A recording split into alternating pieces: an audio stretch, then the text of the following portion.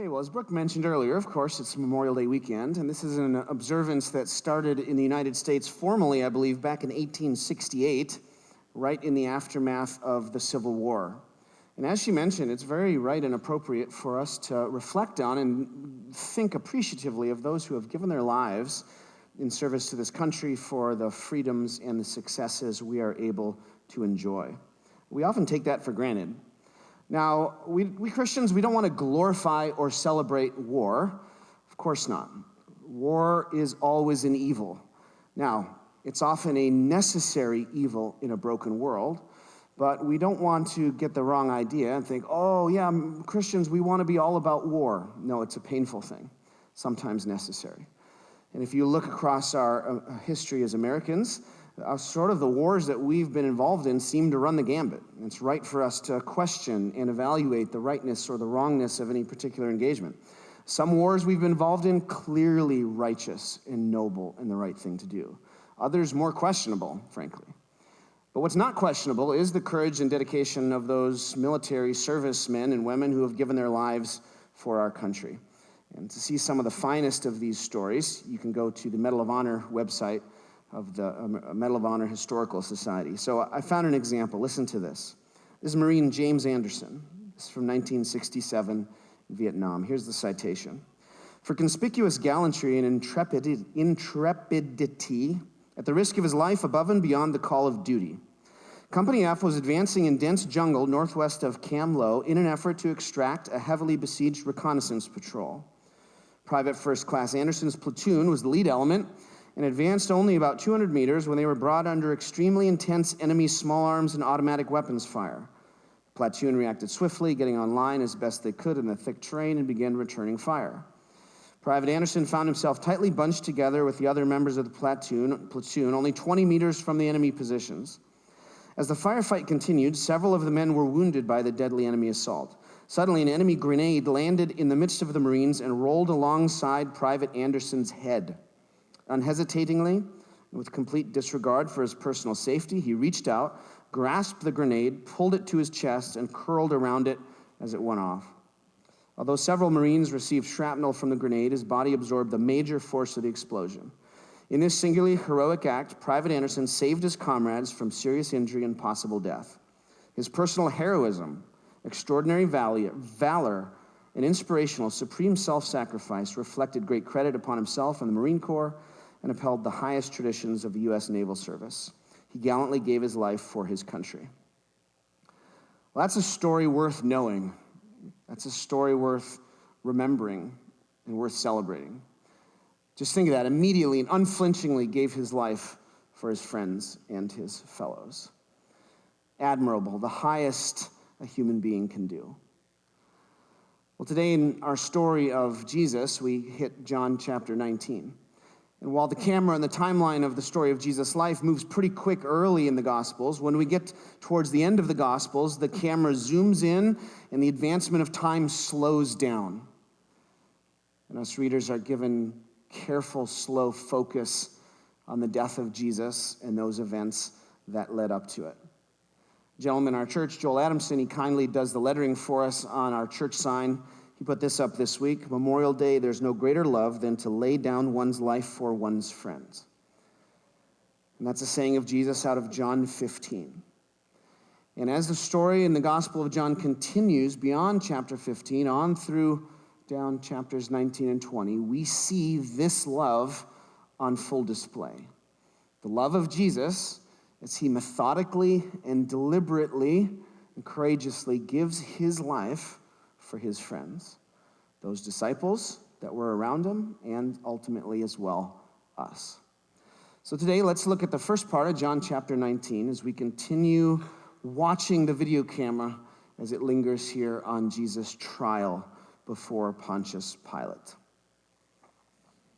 If you pull out your outline, you'll be able to see our passage. There's a paper version in the outline you would have gotten, or in the bulletin rather, or there's a digital version in our church app, which you could download by tapping that disc on the pew in front of you. You can get to that.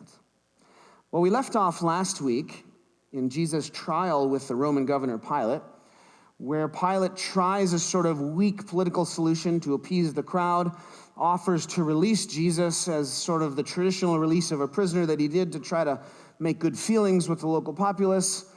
And this does not work, however. The crowd asks for Barabbas to be released, an insurrectionist and a robber. That gambit failed, and now Pilate tries another gambit to let Jesus off the hook, who he sees as innocent, and yet he's somewhat weak politically in a dangerous situation and wants to go along with the Jewish elite as much as possible. Well, here is chapter 19, verse 1. John tells the story like this. Then Pilate took Jesus and had him flogged. Now, in the history of the Roman Empire and Roman punishment, they had 3 levels of flogging, each with their own terms. There was a sort of light beating for less serious crimes. There was that one right in the middle, and then there was the very serious scourging and flogging that was done only to prisoners being taken to their execution. And that 3rd level of flogging often killed people on its own. Now, we're unsure which of the 3 is envisioned here by John. In this telling of the story, in this part of the scene, it's probably not that last worst one, because as we'll see, Pilate is trying to do this to get Jesus released. And yet, in the telling of the story in the other Gospels, it is clearly that last, most vicious scourging that Jesus received after his condemnation on the way to the cross. So maybe this happened twice, that there's a lighter one at the beginning, or the story has been told in different ways. Well, the Roman whips would have knotted into it bits of lead. Here you can see some examples that have survived from Roman times. Interestingly, here's a close-up of one of the ends of these whips compared to a blood stain on the Shroud of Turin, which in my opinion is very likely, in fact, authentic in the actual burial shroud of Christ. And whoever was wrapped in that, it appears, was viciously whipped along his back.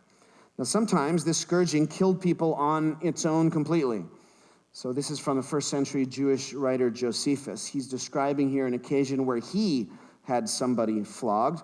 Just a short excerpt. He, Josephus, drew them to the most retired part of the house and shut the door of that hall where he put them, and then had them whipped till every one of their inward parts appeared naked, entrails exposed.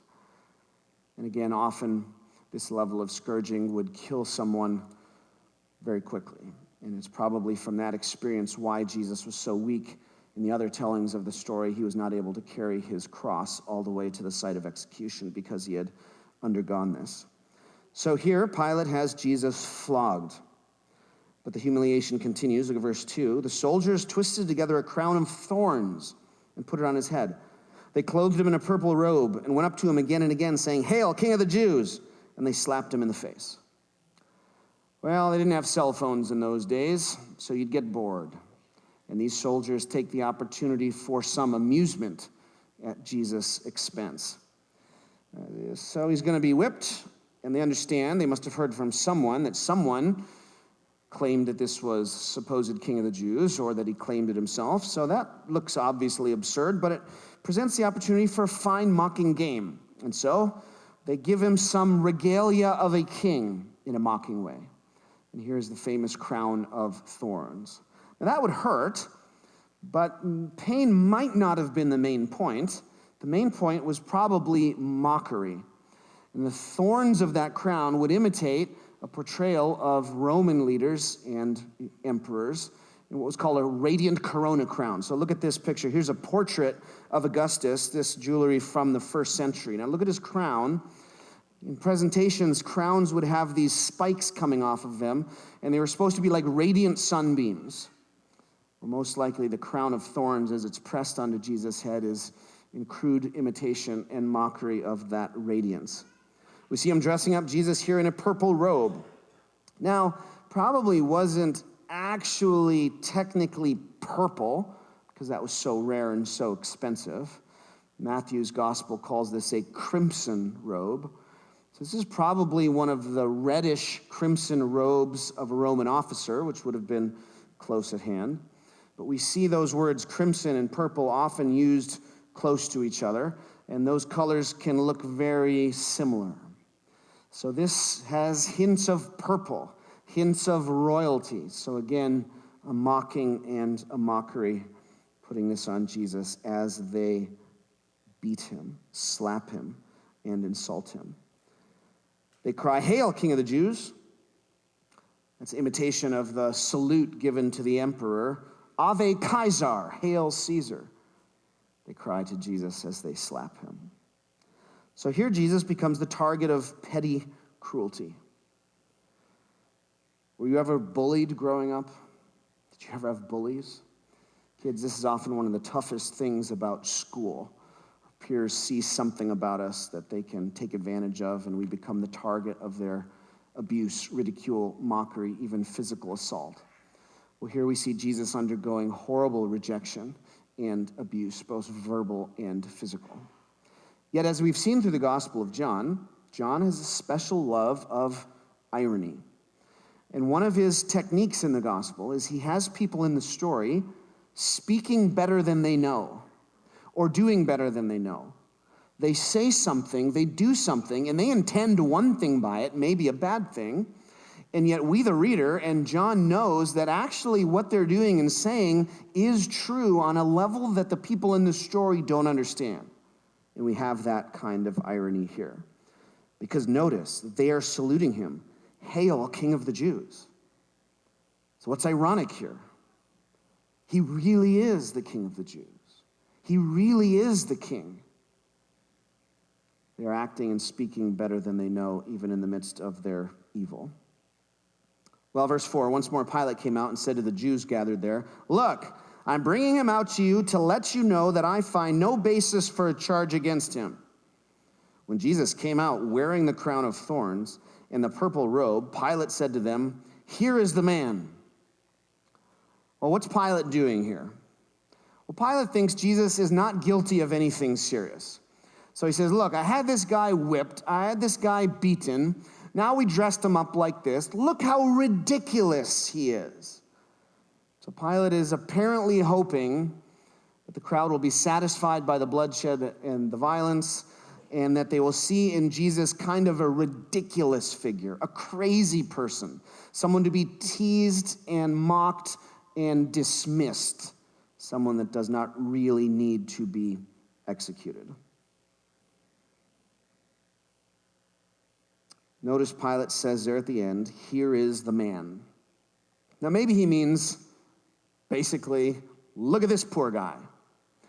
However, here's another example again of his words ringing with a far greater significance than he imagines.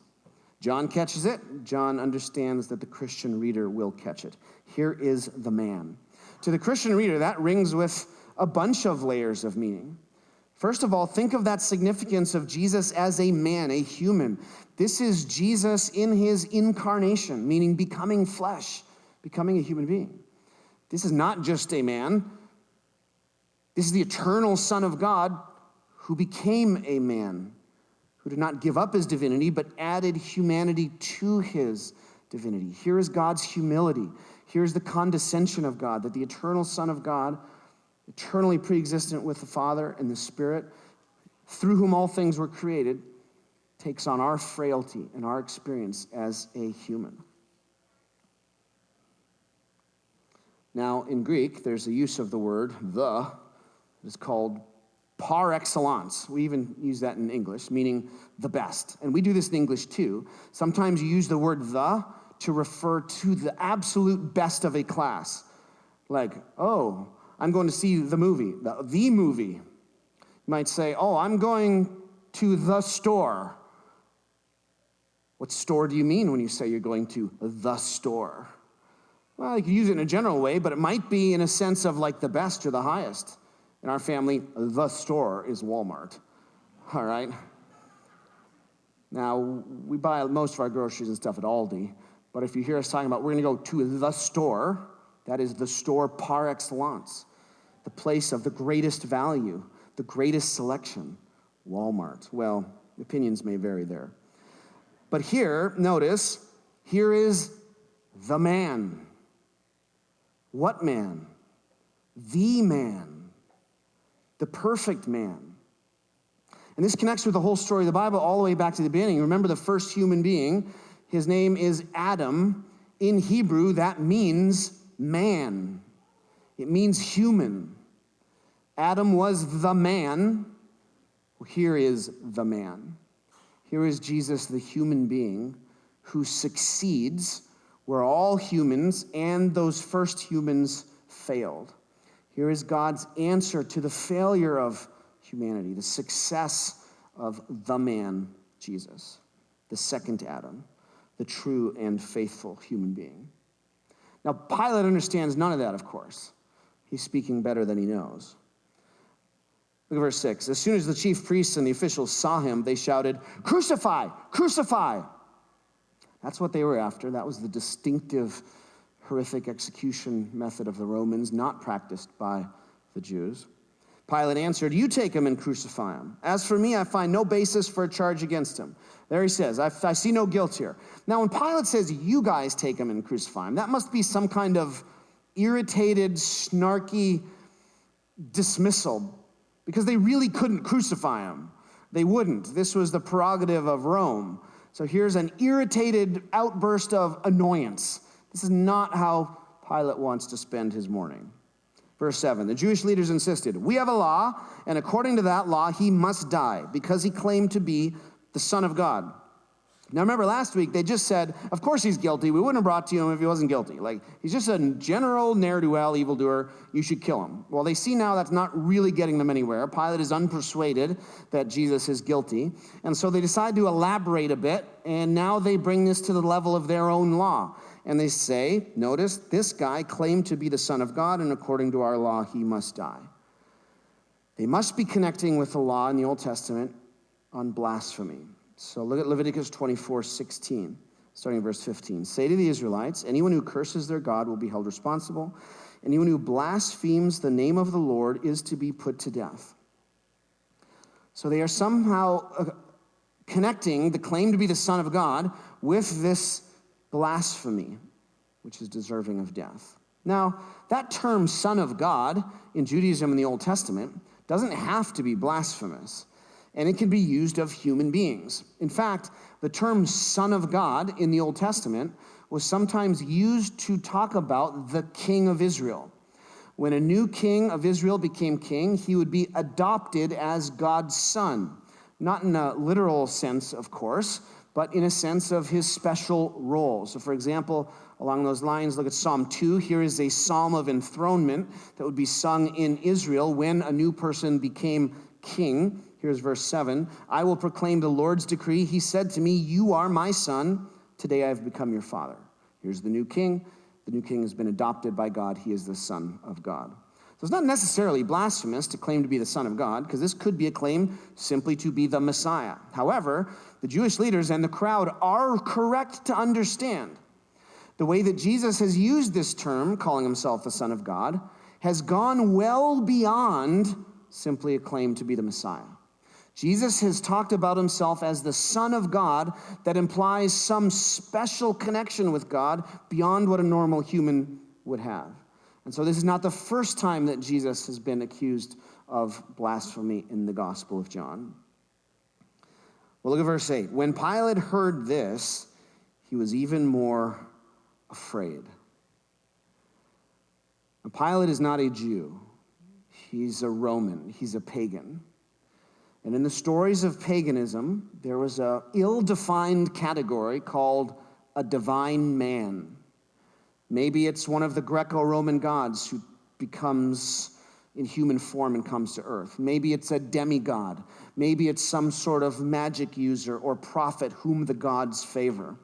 But Pilate hears this, and as a superstitious Roman, he is suddenly very afraid. And he probably thinks, you know what? Holy cow, that is exactly the sort of impression that I got from this man as I was talking with him. He thinks, whoa, whoa, whoa, if this is some kind of holy man, if this is some kind of divine man, I've just had him whipped. So Pilate is troubled and disturbed by this. Verse 9, "He went back into the palace. 'Where do you come from?' he asked Jesus. But Jesus gave him no answer." Here we see Jesus sticking to his course. Remember, John portrays Jesus as the one driving this story. It is Jesus who is in control of the events leading to his execution. This is the mission he has come down to accomplish. And here Jesus remains silent. Why? Well, with Pilate's mood, with his fear about Jesus' origins, all that Jesus has to do is look at Pilate and say, I came from heaven. And Pilate would probably wet his pants and release him. But what does Jesus need to do to ensure the mission is completed? He remains silent. He chooses the path of the cross. Verse 10, do you refuse to speak to me? Pilate said. Don't you realize I have power either to free you or to crucify you? He sees Jesus' silence as impertinent. Now, there was a Roman legal maxim that said the one who has the power to condemn also has the power to acquit. Life or death is in Pilate's hands. He can do exactly what he wants with Jesus, he thinks. Jesus answers in verse 11, you would have no power over me if it were not given to you from above. Therefore, the one who handed me over to you is guilty of a greater sin. Jesus looks right at Pilate and says, yeah, you're guilty in this, but your guilt is relative. The ones who have handed me over to you, they are the ones guilty of a greater sin. Now, let's stop here and observe something as a little bit of a sidebar. Have you heard these phrases, all sin is the same? No sin is worse than any other. Sin is sin. You've heard comments like this? We Christians will often say something like that. Well, all sins are the same. Sin is sin. No one sin is worse than any other. We will often say this in the context where we're trying to encourage somebody or make sure that we don't come across as hypocritical. But let's just stop and think about that. Is all sin the same? Is all sin equally bad? A little bit of thought tells us that the answer is clearly no. Not all sins are the same. Okay, consider two examples. One, you cheat on your taxes. You don't report some income. You know you're supposed to report this income, you choose not to. Okay. Notice that's dishonesty. Notice that's disobeying God's commands to pay our taxes. So that is sin, yes. Let's compare that, however, with what happened at that mosque in California this week. Two young boys go crazy, kill some innocent people, and then kill themselves. Also sin. Would we say those sins are the same and equally bad? Absolutely not. They are both sin, but this is far worse. And we can see that in the Bible, there are clearly some sins that are worse than others. So consider God's laws, for example, in the Old Testament. Look at Leviticus 24:21. Whoever kills an animal must make restitution, but whoever kills a human being is to be put to death. So notice different consequences. Okay, kill someone's animal, you got to pay them back. Kill a human, you pay for it with your life. Why? Because killing a human is a worse sin than killing someone else's animal. So look at Jesus' words again here at this passage to Pilate. The one who handed me over to you is guilty of a greater sin. So Jesus understood that some sins were worse than others. Consider Jesus' words in Matthew 12. He talks about the worst sin. He calls the unforgivable sin. 12:31, Jesus says, so I tell you, every kind of sin and slander can be forgiven, but blasphemy against the Spirit will not be forgiven. We don't want to get into what that is today. It's not our concern. But just notice, Jesus is operating with multiple classes of seriousnesses of sin. We see similar words at the end of the book of 1 John, where John discusses sin that leads to death and sin that does not lead to death. Look at Luke 12. Now, this is the language of a parable describing final judgment, but look how Jesus puts it in verse 47. The servant who knows the master's will and does not get ready or does not do what the master wants will be beaten with many blows. But the one who does not know and does things deserving of punishment will be beaten with few blows. From everyone who's been given much, much will be demanded. And from the one who's been entrusted with much, much more will be asked. Again, that's using the story world of a parable, but to describe final judgment. So knowing something is wrong and doing it is a greater sin than not knowing. The greater our knowledge, the greater our guilt. So we need to banish these phrases from our vocabulary. All sins are the same. No sin is worse than any others. Sin is sin, kind of a dismissive way, okay? By the way, none of those statements are anywhere in the Bible. This is somehow entered into our evangelical understanding of sin, but it's very dangerous and very damaging. So, for example, if I think all sin is the same, I may be persuaded to cross some lines that I wouldn't otherwise. So maybe I'm used to using pornography. I'm a Christian. Like, okay, I know this is lust. I know it's adultery. Well, all sin's the same. So there's no difference if I go out and do something with an actual person. Well, that would be absolutely wrong, okay? It's true that the use of pornography is lust. It is adultery in our mind. But it is also true that going out and doing something with another person that affects them like that is a worse sin. And so if we get this wrong, it can skew our thinking. Now, there are two senses, though, in which all sin is, in a sense, the same. So the first one of these is that everybody has sinned, and we're all equally lost. So along these lines, remember Romans 3:23, all have sinned and fall short of the glory of God. Okay, that verse is a great equalizer. It does mean no matter how bad we are, no matter how bad the things we have done are, we are all equally lost. We are all equally sinners. The other only sense in which this is true is, or can be seen here in James 2:10. Look at this verse. Whoever keeps the whole law and yet stumbles at just one point is guilty of breaking all of it. So that is showing us God's perfect standard. Theoretically, if I lived a perfect life and only broke one of God's laws, I would be just as lost. I would be just as much of a lawbreaker as if I'd broken every one. But that is kind of a theoretical point, because none of us have only committed one sin, all right? Our sins are innumerable, especially when we consider this whole category of sins of omission, the good we should have done and didn't. So are we all equally lost? Yes, absolutely. Should we look down on other people we think that are worse than us? No, absolutely not. Should we be humble and recognize our own profound sinfulness? Absolutely we should. But let's not go beyond what Scripture says and say things like all sins are the same, because in God's eyes and in Jesus' estimation, that is absolutely clearly not the case. So Jesus does not have that misunderstanding. Jesus knows all sins are not the same. And here he says to Pilate, looking him in the eye, no doubt, the one who handed me over to you is guilty of a greater sin. Look at verse 12. From then on, Pilate tried to set Jesus free. But the Jewish leaders kept shouting, if you let this man go, you are no friend to Caesar. Anyone who claims to be a king opposes Caesar. So Caesar is the Roman emperor. In those years, it is the emperor Tiberius.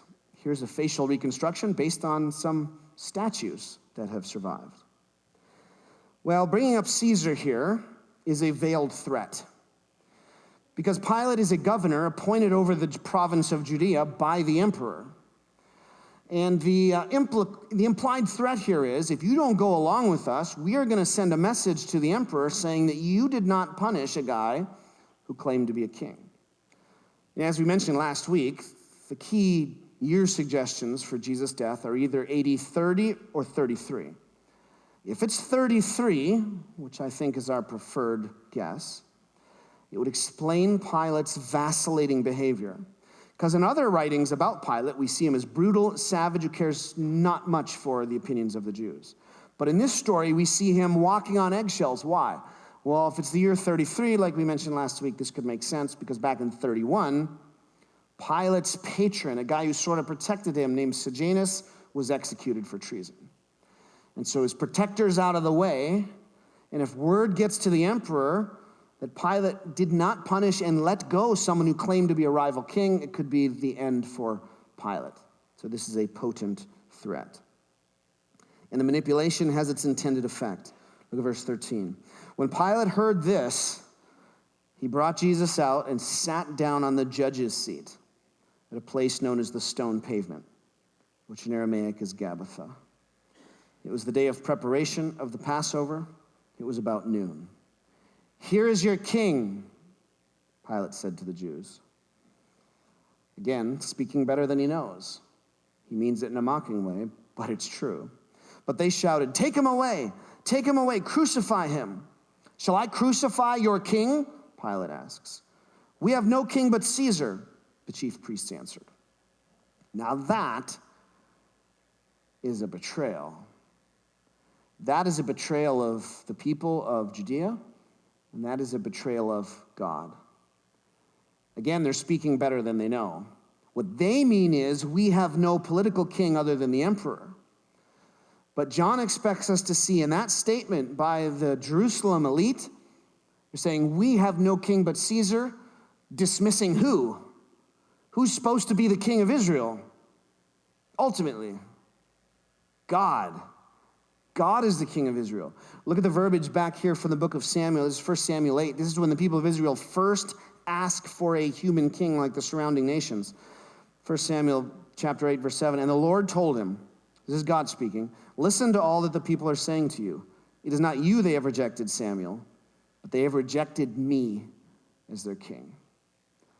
And so here we see, in effect, the Jewish leaders of the elite, the aristocracy, repudiating God as their king. That's what's really going on, is they are rejecting Jesus, the one whom God truly sent.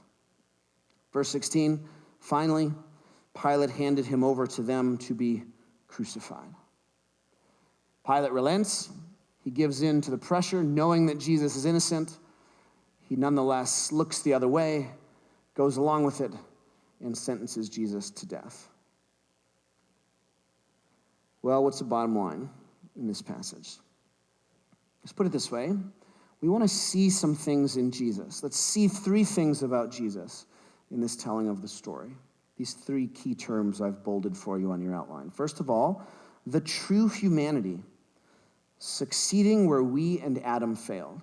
Remember the beginning, it says that humans were created to rule. God says, let us make mankind in our image and let them rule over the birds of the air, fish of the sea, etc.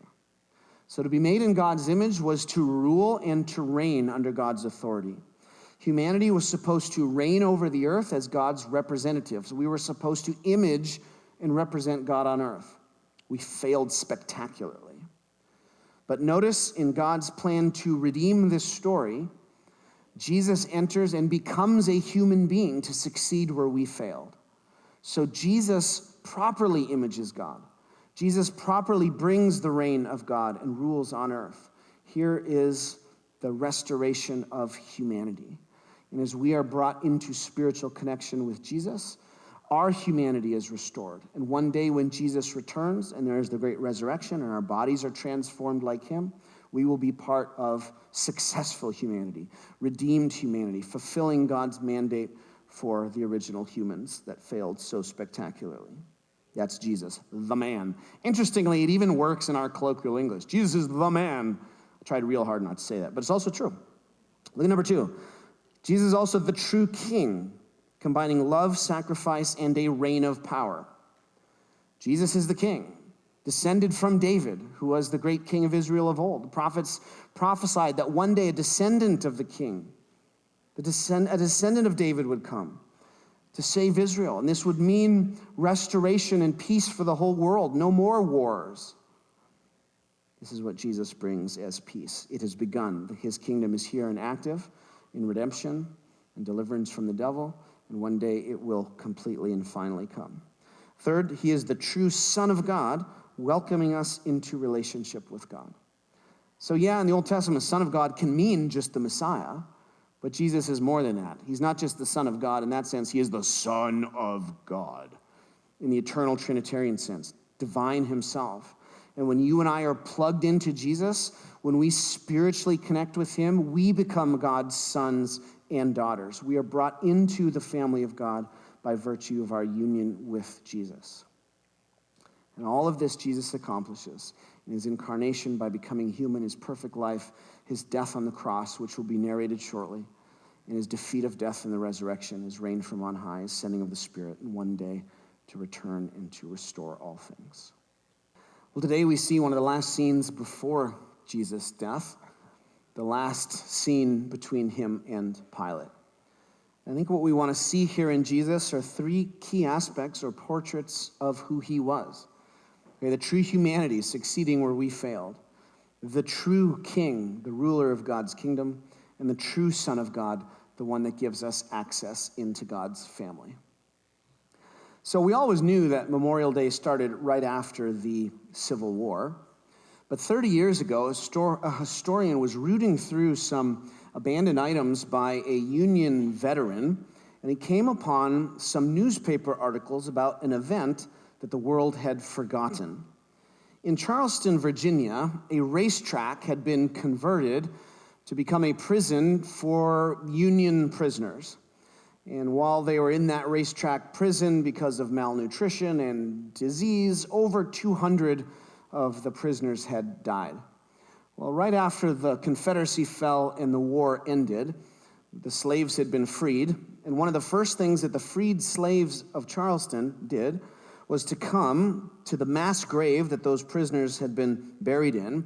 They dug up all those bodies and gave them a nice, proper, honorable, respectful burial with a nice whitewashed picket fence, and on it said, "Martyrs of the Racecourse." And then, and now I'm reading from the account here, on May 1st, 1865, something extraordinary happened.